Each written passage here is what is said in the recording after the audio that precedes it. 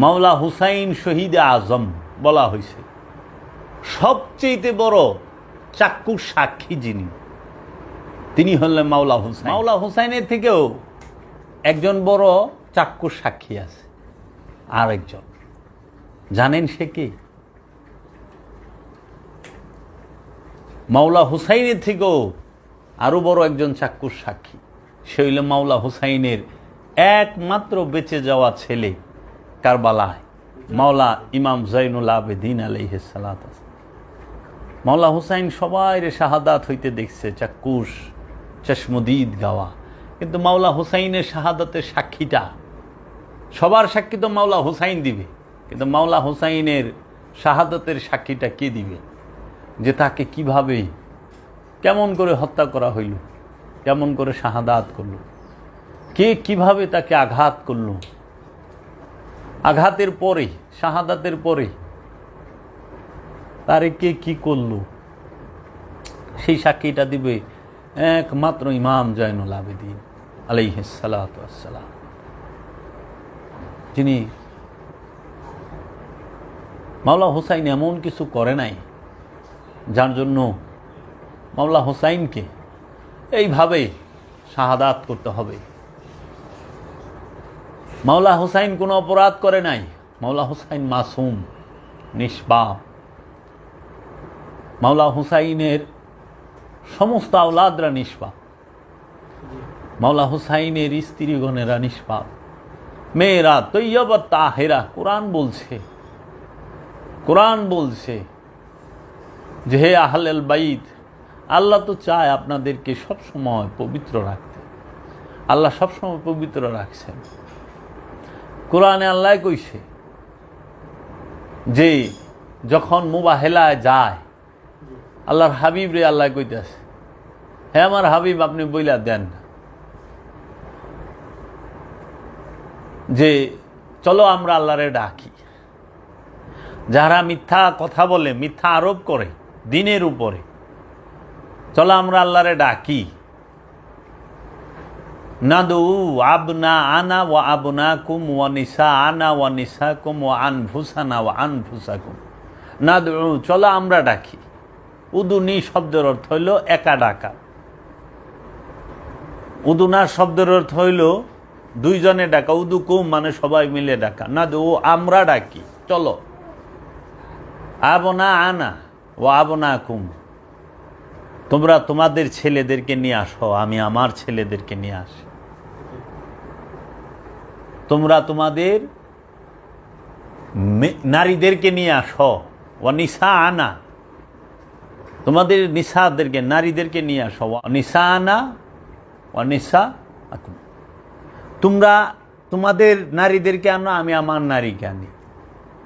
ও আনফুসানা, তোমরা তোমাদের নফসগুলোকে নিয়ে আসো, আমি আমার নফসগুলোকে নিয়ে আসি।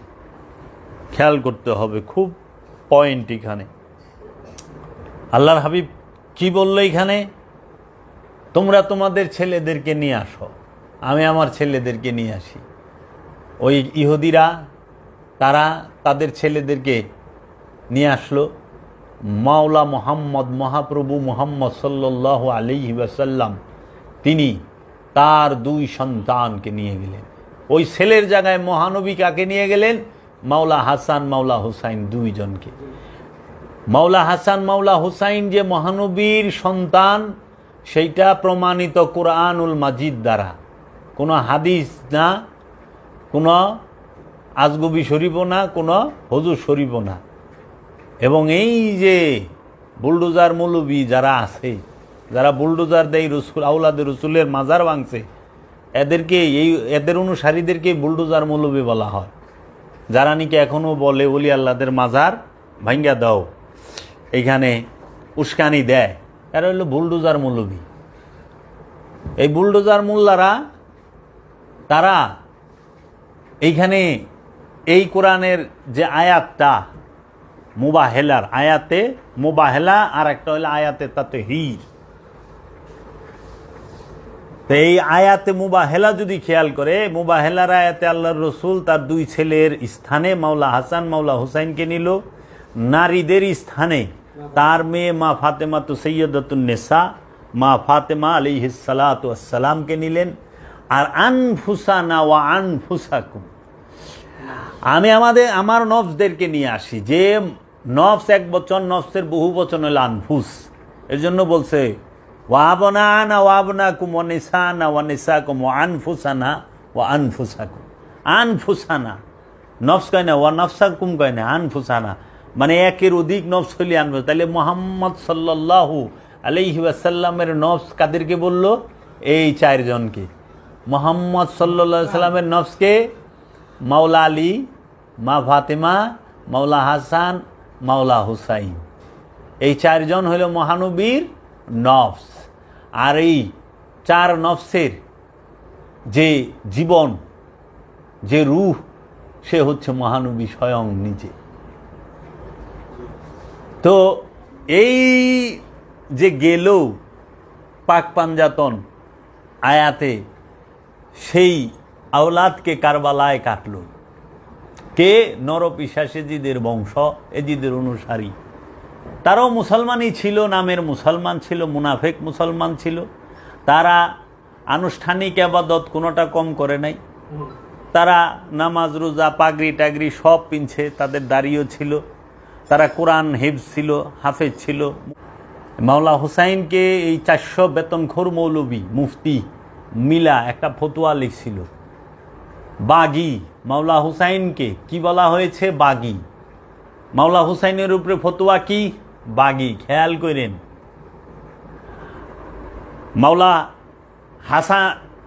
মাওলা মুহাম্মদ সাল্লাল্লাহু আলাইহি সাল্লামকে কাফেরেরা কি বলছে? জাদুগির। নাউজুবিল্লাহি মিন জালিক। কোরআন এটা তো স্পষ্ট জাদু, তুমি তো জাদু দেখাচ্ছ। আবু জাহেল কয় নাই? আচ্ছা, মহানবীর রে কাফেরেরা টাইটেল দিছে কি? জাদুগির। নাউজুবিল্লাহ। মাওলা আলীকে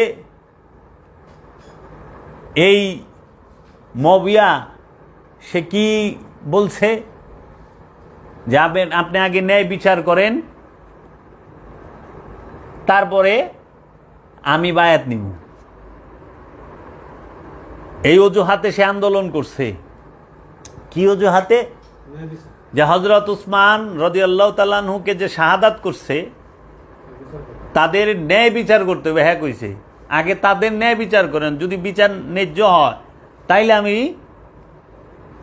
কি করব? বায়াত নিব। দেখান এই যে কথাটা কইল, মাওলা আলী ন্যায় বিচার, মাওলা আলী কি অন্যায় বিচার করে? মাওলা আলীর উপরে যার বিশ্বাস নাই, তার কি রসুলের উপরে বিশ্বাস আছে? নাই। কারণ রসুলের ভাইকে মাওলা আলী। রসুল কাকে বলছে? মান কুনতু মাওলাহু ফাহাজা আলিউন মাওলাহু। তাহলে রসুলের মাওলাকে মাওলা আলী, আর মাওলা আলীর মাওলাকে আল্লাহর রসুল মহানবী। তাহলে পরে আবার মাওলা আলীকে, মাওলা আলী হচ্ছে মা ফাতেমাতুজ জাহরা সৈয়দাতুন নেসার স্বামী। মাওলা আলীকে হাসান হুসাইন আলাইহিস সালাতু ওয়াস সালামের পিতা। মাওলা আলীকে মহানবী আলমদার, মহানবীর যে পতাকা ছিল লা ইলাহা ইল্লাল্লাহু মুহাম্মাদুর রাসূলুল্লাহ, এই পতাকা বাহী ছিল কে? মাওলা আলী। মহানবীর সেনাপতি ছিল মাওলা আলী। মহানবীর খলিফা মাওলা আলী। মহানবীর মাওলায়াত মাওলা আলী। মহানবীর কাঁধে উঠছে মাওলা আলী। মহানবীর কাঁধ মুবারকে দাঁড়াইছে মাওলা আলী আলাইহিস সালাতু ওয়াস সালাম। মহানবীর বিছানা মুবারকে শুইছে মাওলা আলী আলাইহিস সালাতু ওয়াস সালাম। মহানবী যাদের ঘরে খাবার দাবার খাইছে, লালিত পালিত হয়েছে, সেটা মাওলা আলীর ঘর।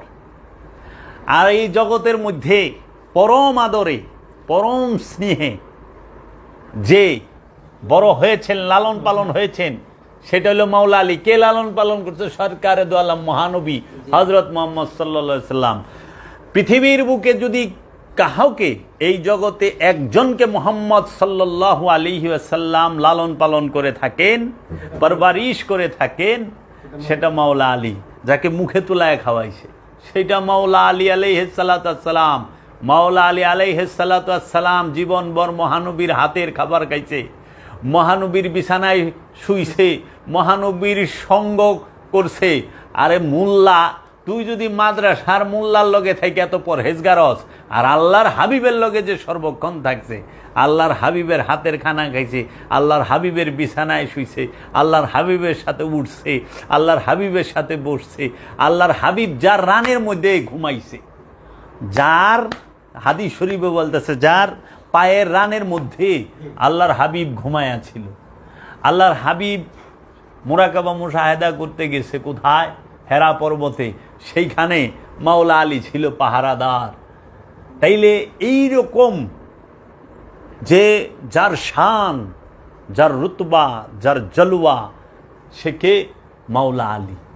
এই মাওলা আলী আলাইহিস সালাতু ওয়াস সালাম, তিনার ফজিলত বইলা শেষ করন যাইব? সম্ভব? কোরআন নাজিল হইছে, সর্বপ্রথম সাক্ষী মাওলা আলী। মহানবী মেরাজ শরীফে গেছেন, সর্বপ্রথম সাক্ষী মাওলা আলী। মহানবীর চাদরের ভেতরে যে পাক পাঞ্জাতনের চাদর, যে চাদরে মহানবী তার বংশকে দেখাইছে, সেই চাদরের ভিতরে মাওলা আলী। মহানবীর জুব্বা মুবারক মাওলা আলীর হাতে। রবের তরফ থেকে মহানবীর কাছে যে জুলফিকার আসছে, যে সত্য এবং মিথ্যার ভঞ্জনকারী, সেই জুলফিকার মাওলা আলীর হাতে। মহানবীর তরবারি কার হাতে? মাওলা আলীর হাতে। মহানবীর আংটি মোবারক কার হাতে? মাওলা আলীর হাতে। মহানবীর যে পোশাক মোবারক, জামা মোবারক, সেটা কার হাতে? মাওলা আলী আলাইহিস সালাতু ওয়াস সালামের হাতে। তাহলে সমস্ত কিছু মাওলা আলীর হাতে। আর সবচেয়ে বড় যে মর্যাদা, জগতের বুকে আল্লাহর হাবিব একজনকে দেখে দাঁড়ায় গেছেন, যারে দেখলে আল্লাহর হাবিব হযরত মুহাম্মদ সাল্লাল্লাহু আলাইহি ওয়াসাল্লাম, মহাপ্রভু মুহাম্মদ সাল্লাল্লাহু আলাইহি ওয়াসাল্লাম দাঁড়িয়ে যেতেন। সেই মানুষটি কত মর্যাদাবান! সেই মানুষই হচ্ছে সাইয়্যিদাতুন নিসা মা ফাতেমাতুজ জাহরা আলাইহিস সালাতু ওয়াস সালাম। এই আম্মাজানকে, আম্মাজানের হাত দিল মাওলা আলীর হাতে। তাহলে মাওলা আলী কত কিমতি মহানবীর কাছে। সেই মাওলা আলী কে বলে ন্যায় বিচার করে। একদিন আল্লাহর হাবিব কইল হযরত আবু বকর রে, যে আবু বকর, মনে করে একজনে অনেক গুনাহ করছে, অপরাধ করছে, ভুল, মানে একটা খুব অন্যায় কাজ করছে, তুমি কি করবা? তখন বলতেছেন যে ইয়া রাসূলুল্লাহ, আমি তাকে কঠিন থেকে কঠিনতর শাস্তি দেব। বলছে বসো। ওমর তুমি দাঁড়াও। ইয়া রাসূলুল্লাহ, যদি দেখো কেউ অন্যায় করছে, অনেক পাপ করছে, করছে, তুমি তাকে কিভাবে এইটার ফায়সালা করবা? তখন ইয়া রাসূলুল্লাহ, আমি এমন শাস্তি দেব, একদম কতল করে আড়াই দেব। কয়ে তুমি বসো। মাওলা আলী আলাইহিস সালাতু ওয়াস সালামকে জিজ্ঞেস করছে, আলী তুমি কি করবা?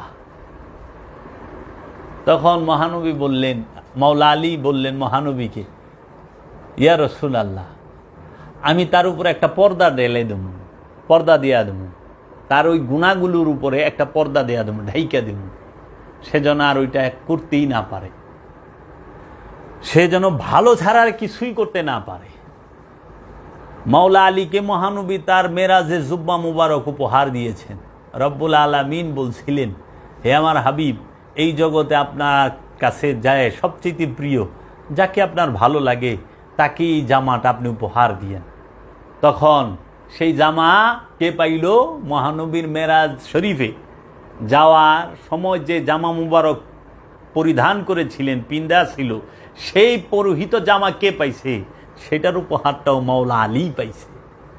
তাহলে মাওলা আলী মহানবীর জামা পাইল, মহানবীর কন্যা পাইল, মহানবীর মাওলায়াত পাইল, মহানবীর খেলাফত পাইল, মহানবীর এলেমের দরজা হইল, রহস্যের জ্ঞান সব মাওলা আলীর কাছে, সবই তো মাওলা আলীর কাছে।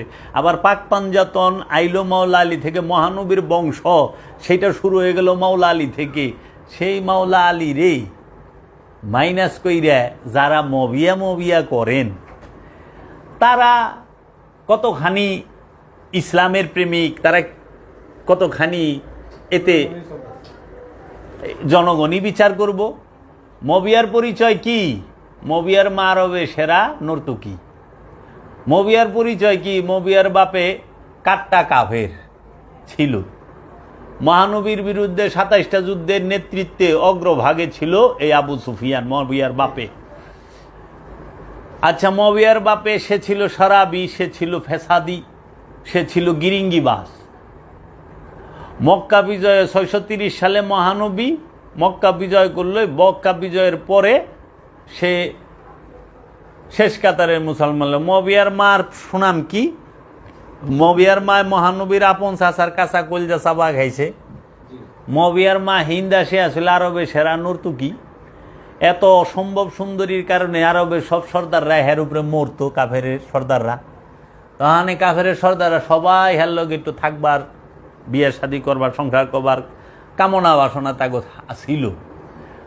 হঠাৎ করে উনি গর্ভবতী হয়ে যায় হিন্দায়। তখন বিচার খারায় যে এ যে গর্ভবতী হইল, এর বাপ কি? এত বিয়া শাদী হয় নাই, কিন্তু পেট হয়ে গেছে, গর্ভে সন্তান এসে গেছে, তাহলে এটার বাপ কে? তখন আরবের অনেক সর্দার, এখানে তো খাসরা ছিল, বিশ্বকুফার না, এই কাফের দলেরা, এই গুন্ডার দলেরা কি করলো? দলের সর্দারেরা 5 সর্দার খাড়াই গেল 5 গোত্রের থেকে। ওর পেটে যে বাচ্চা ওইটা আমার, ও কয় ওর পেটে যে বাচ্চা এটা আমার, ও কয়। মানে বাচ্চা হইলো একটা, বাপ খাড়াইছে 5টা, বিপদ না? মানে পেটে বাচ্চা হইলেও একটা, তো বাপ তো একজন হইব, তো 5 বাপ খাড়াইলো কে? তখন এই যে সাল্লিশি বইল, দাবি করতেছে 5 জন। আহ, তখন এই সাল্লিশে বইয়া ওই মেয়ে যে যারে কইব যে আমার এর সন্তান, ওইটাই গ্রহণ হবে। তখন কইল যে আমার পেটে হইল আবু সুফিয়ানের বলা। এই যে মবিয়া আইল, হ্যাঁ। তো যারা নিকা তো কলমের দোহাই দেয়, এরা কি নিকার সন্তান? যারা কলেমার দোহাই দেয়, এর লেগা মাওলা আলী জিজ্ঞেস করছিল যে তোমাদের মধ্যে বিবাহের নিকার সন্তান কে আছো বলো। কারণ কোনো সাহাবী তো নিকার সন্তান ছিল না। মানে আগে যে পুরানো সাহাবায়ে কেরাম ছিল, আগে তো তারা কাফের ছিল, পরে মহানবীর কাছে কালেমা পইরা ঈমান আইনা মুসলমান হয়েছে, সাহাবের মর্যাদা পাইছে। তাহলে আগে তো কেউ, হযরত আবু বকর সিদ্দিকের বাপ মা তার কলমা পইরা বিয়া পড়ে নাই, বিয়ে হয় নাই, হয়েছে। আবু বকর সিদ্দিকের বাপ মা সে বিবাহের, হযরত আবু বকর সিদ্দিকের বাবা মা তো বিবাহ করে তাদেরকে দেয় নাই, জন্ম দেয় নাই। তাই মাওলা আলী জিজ্ঞেস করছিল যে তোমরা কে আছো যে নিকার গড়ের সন্তান? আবু সুফিয়ান নিকার গড়ের না? আবু লাহাব নিকার গড়ের? আবু জাহেল নিকার গড়ের না? এরা কি নিকার গড়ের না? তোমরা কারা আছে নিকার গড়ে? কিন্তু আমি মাওলা আলী তো নিকাহার গড়ে। ইমাম আবু তালিব আলাইহিস সালাতু ওয়াস সালাম কে বিয়ে করাইছেন, মহানবীর দাদা মহানবীর চাচাকে বিবাহ করাইছে, নিকাহ করাইছে, নিকার ঘরের সন্তান। তো কাজেই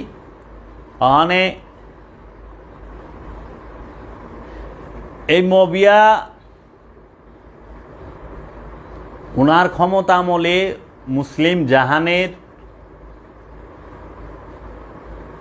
যে ভৌগোলিক সীমারেখা, সেইটা অনেক প্রসার হয়েছে, বড় হয়েছে, এটা অস্বীকারের কিছু নাই। মবিয়ার আমলে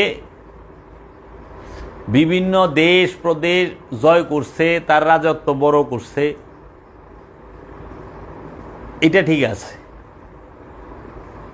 কিন্তু মুয়াবিয়ার আমলে কি দিন প্রচার হয়েছে? যদি কেউ বলে যে দিন প্রচার হয়েছে, তাহলে যদি দিন প্রচার হয় সেটা কোন দিন, কেমন দিন, কার দিন? সে কোন দিন প্রচার করলো? দিনে মোহাম্মদী? সে কার দিন প্রচার করলো? মহানবীর দিন প্রচার করলো? কেমন দিন প্রচার করলো? সেই দিনটা কেমন? আবার সে কি প্রচার করলো? মসজিদ, তার ক্ষমতা আমলে 70,000 মসজিদ হয়, সে তৈরি করেন বিভিন্ন প্রদেশে, বিভিন্ন জায়গায়। সবচেয়ে বেশি মসজিদ ওই সময় তৈরি হয়, এবং ওই মসজিদগুলো সর্বপ্রথম মুয়াবিয়া বেতনভুক্ত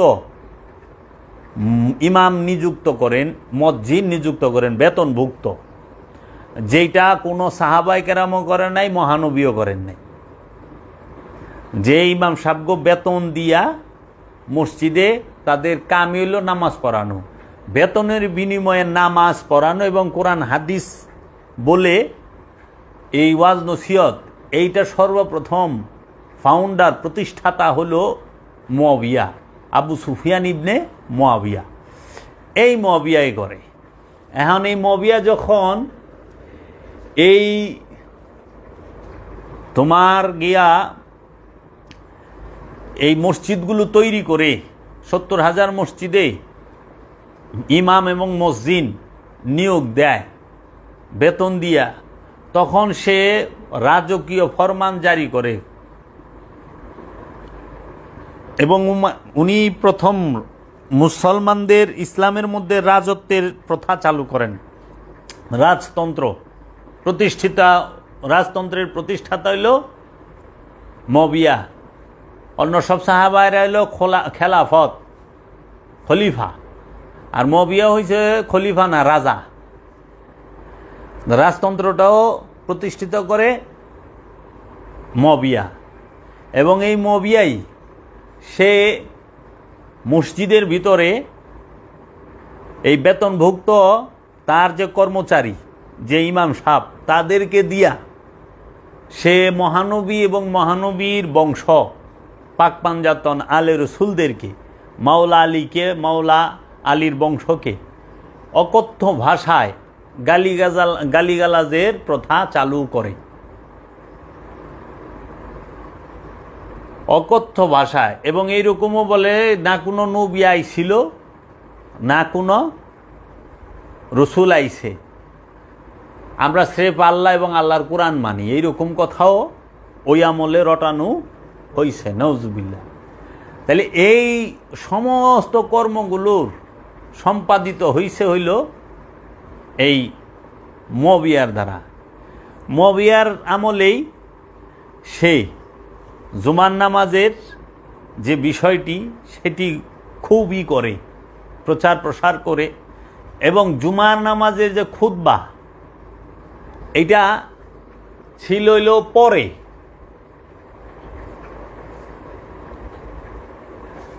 এখন ওই গালিগালাজ শুই না অনেক সাহাবায়ে কেরাম দুঃখে চলে যায়, মসজিদে থাকে না, মানুষজন থাকে না যারা রসুল প্রেমিক, তাগো জোর করে শোনানোর লেগে সে খুতবা লয়ে এলো নামাজের আগে। আজও পর্যন্ত জুমার খুতবা হয় জুমার নামাজের আগে। এটা হলো প্রতিষ্ঠাতা মুয়াবিয়া, আমিরে মুয়াবিয়া যারে কয়। এই মুয়াবিয়াই সে খুতবার মধ্যে গালি দিত। খুতবার মধ্যে গালি দেওয়া, তা আবার মসজিদের ভিতরে। খেয়াল করো, গালিটা কই দিতেছেন? মসজিদের ভিতরে। গালিটা কে দিতেছে? ইমাম সাহেব। গালিটা কারে দিতেছেন? আওলাদের রসুলরে। খেয়াল করেন, আওলাদের রসুলরে গালি দিতেছে মসজিদের ইমামে, আর খারাইছে কই? মসজিদে। তো মসজিদ আল্লাহর ঘর, ইমাম হইল সমস্ত মুসল্লির নেতা। তো ইমামই যদি গাইলায় তাহলে মুসল্লির হাল হইব কি? আবার এরাই হাদিস টুকাই না, হাদিস কইছে এরাই যে একটা গালি দিলে বলে 40 দিন পর্যন্ত ফেরেশতা থাকে না। তাহলে এক শুক্রবারে জুম্মার সময় যখন মৌলবী সাহেব গালি দিছে, তো কয় শুক্রবার ফেরেশতা আহে না মৌলবীর মুখে? এমনি তো 5 শুক্রবার আহে না, এরা প্রতি শুক্রবার এই গালিগুলো দিছে। তাহলে মসজিদের ভিতরে গালির প্রথা চালু হয় কার আমল থেকে? মুআবিয়ার আমল থেকে। মসজিদের মিম্বরে দাঁড়ায়া গালি দেয় কে? মুআবিয়া আমল থেকে, মুআবিয়ার নিযুক্ত মসজিদের মৌলবীরা। আবার এই মসজিদের ভিতরে জুমার নামাজে খুতবা শোনা হইল ওয়াজিব।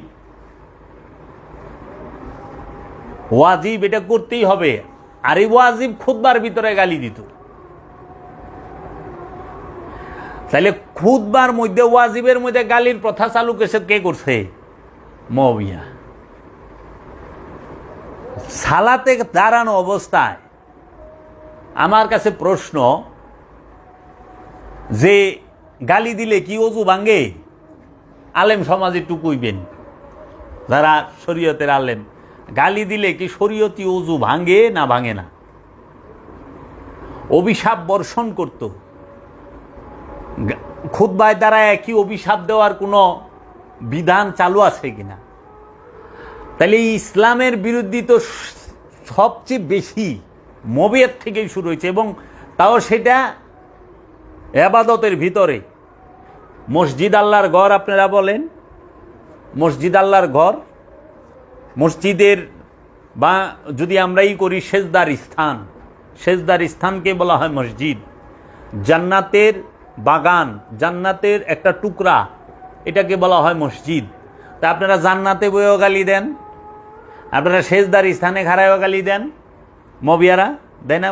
মুআবিয়া জান্নাতে খাড়ায়ও গালি দিছে। যদি মসজিদের অর্থ সেজদার স্থান হয়, সেটা সেজদার স্থানে ঘাড়ায়ও গালি দিছে।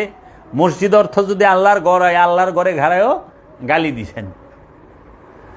তাইলে পরে এই যে গালাগালি সিস্টেমটা দীর্ঘ প্রায় 90 বৎসরের মতো চালু ছিল। তখন একজন শাসক হযরত উমর বিন আব্দুল আজিজ রাদিয়াল্লাহু তাআলা আনহু, ওনাকে সম্মান জানাই, সেই আশেকে রসুল হযরত উমর বিন আব্দুল আজিজ, যিনি প্রথম মুজাদ্দিদ, সংস্কার করে। যে উমর বিন আব্দুল আজিজ, বাদশাহ উমর বিন আব্দুল আজিজ, সেই গালি বন্ধ কইরা সে কি করলো? আলে রসুলের উপরে, আলে রসুলের উপর দরুদ চালু করলো। দরুদ তাদের উপরে, গালি চালু করছে মুআবিয়া, আর দরুদ চালু করলো উমর বিন আব্দুল আজিজ। আবার এই উমর বিন আব্দুল আজিজই যে এমন একটা কাজ করছেন তিনি, সেটি হইল যে মা ফাতেমার যে বাগে ফিগাত, মহানবী যে উইল কইরা একটা বাগান লিখা দিছিল, এই বাগে ফদকটা হযরত আবু বকর সিদ্দিক ক্ষমতায় আইসা প্রথমেই বাজেয়াপ্ত করেন। ওইটারে আবার জারি রাখেন হযরত উমর। আবার এই হযরত উমরের তাও জারি রেখে দিল হযরত উসমান। পরে আবার কি করলো? এই হযরত উসমান তার মেয়ের জামাই মারওয়ান বিন হাকামকে, এই মারওয়ানকে হযরত উসমানের মেয়ে বিয়ে করছে মারওয়ান, এই মেয়ের জামাই রে দলিল করে উইল করে লিখা দিল এই বাগে ফিগাত। তাহলে আল্লাহ রসুলের কন্যার কাছে থাকলে না জায়েজ হয়ে যাব, হারাম হয়ে যাব গা। হ্যাঁ, আর এই আবু জেহেলের পোলা, গিরগিটির পোলা, এই মারওয়ানের কাছে থাকলে জায়েজ হইব, এটা কি শিখান? পরে এই বাগে ফিগাত এই মারওয়ানের গোষ্ঠীর কাছেই ছিল। এই হযরত ওমর বিন আব্দুল আজিজ যে বাদশাহ, যে খুতবার মধ্যে গালির বদলে দরুদ চালু করলো, সেই বাদশাহ ঈসা এই বাগে ফিগাত আওলাদে রসুলের নামে সে উইল কইরা ফেরত দেয়, এবং সে লেখে যে এটা সারাসার জুলুম ছিল, এটা আওলাদে রসুলের উপরে জুলুম করা হয়েছে। তখন উনি আবার এটারে ফেরত দেন। কিন্তু এর মাঝখানে মাওলা আলী কিন্তু 4 বছর ক্ষমতায় ছিল, বাগে ফেগাত ফিরাত নেয় নাই। এলে বলছে আলে রসুল দিতে জানে, নিতে জানে না। আওলাদে রসুল দেয়, নেয় না, ক্ষমতায় থাকা অবস্থা কিন্তু দরেও নাই, টাচও করে নাই। তাহলে কথা হইল যে সেই মুআবিয়ার এত গুণ, গুণের শেষ নাই। এই মুয়াবিয়ার আমলে মাওলা হাসান আলাইহিস সালামকে বিষ প্রয়োগ কইরা চক্রান্ত করে হত্যা করা হয়। মাওলা আলীর হত্যার পিছনে মুয়াবিয়ার গভীর ষড়যন্ত্র আছে। আবার এই মুয়াবিয়ার আমলেই উম্মুল মুমিনিন হযরত মা আয়েশা সিদ্দিকাকে শহীদ করা হয়। তাও করে কে? হযরত উসমানের মেয়ার জামাই আর মুয়াবিয়ার প্রধানমন্ত্রী, তার নাম হলো মারওয়ান বিন হাকাম। মারওয়ান বিন হাকাম আর মুয়াবিয়া মিলা মা আয়েশাকে এই বৃদ্ধ বয়সে শাহাদাত করে। কোন মৌলবি কয়? কয় না। এই মুয়াবিয়ার আমলেই হযরত আবু বকর সিদ্দিকের বড় ছেলে মুহাম্মদ বিন আবু বকর, তাকে গাধার চামড়ার সাথে পেঁচাইয়া জিন্দা অবস্থায় জ্বালায় দেওয়া, মাইরা ফেলায়।